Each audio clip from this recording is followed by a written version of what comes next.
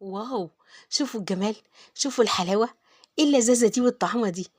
دي كوباية تمر بلبن، بس مش أي تمر بلبن، بطريقتي أنا، حاجة كده فاخر من الآخر، كوباية طاقة، كوباية لذاذة، ومعاها طبق صوابع كنافة، طريقة بسيطة وما فيهاش أي افتكاسات، بطريقتنا زمان، تشوفوها تقولوا بيوتنا زمان. شوفوا الجمال، شوفوا الحلاوة والقرمشة. عشان نشوف التفاصيل يلا بينا مع بعض، بس الأول يا حلوين لايك لأختكم، ويا ريت تعملوا مشاركة لصفحاتكم. ويلا بينا. بدأت أحضرها، مسكت السوداني زي زمان، ما حطيتوش في كبة ولا مفرمة، قطعته حتت بالسكينة وريحة الزيوت بتاعته طلعت وملت المكان، وقطعت مشمشية وزبيب وجوز الهند. بصوا ريحته كانت كلها جو رمضان.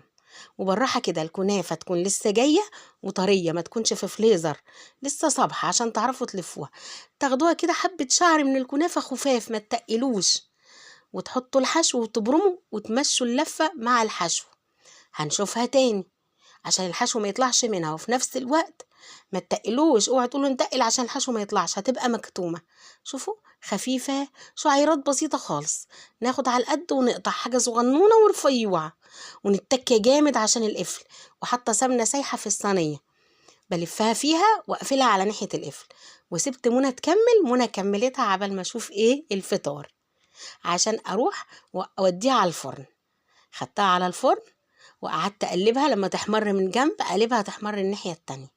وحضرت الموز والمكسرات والتمر بتاعي بلاه، ببله الاول في ميه، انا بطريقتي كده في شويه ميه سخنين، وبعد كده ازود له لما يتبل ويطرى ازود له اللبن، وما حطيتلوش سكر، لو حطينا سكر هنهبط بعد الفطار، هو بيطلع السكر بتاعه. وبحط طبقات، طبقة موز، طبقة تمر، طبقة موز، الطبقات اللي انتوا تحبوها والكمية اللي عايزين تحبوها. وبعد كده بحط عليه المكسرات، وبعد كده موز زي ما انتوا عايزين اي حاجة، وازودوا اللبن بتاعه. تعالوا نشوفوها تاني في كوباية تانية.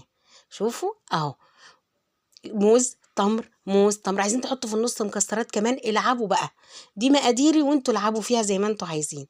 جبت بعدد افرادنا كوبايات وكاسات، وزودوا كمان كوباية زيادة، 2، يمكن يجيلنا ضيف جميل يشاركنا الحاجة الجميلة دي.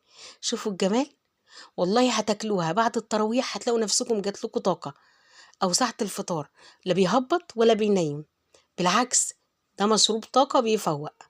ووراها أجمل طبق كنافة طلعت من الفرن، زقتها بعسل متوسط مش عسل تقيل، ورحت حاطلها بقى إيه، جوز الهند على وشها، وبالهنا والشفا يا حلو، هشة وجميلة، وكمان سواري قرمشة مقرمشة، وفي نفس الوقت طرية ولذيذة. ويا ريت لو عجبكم تكتبوا لي في التعليقات، وتعملوا مشاركة لاختكم، اوعوا تبخلوا عليا. رمضان كريم.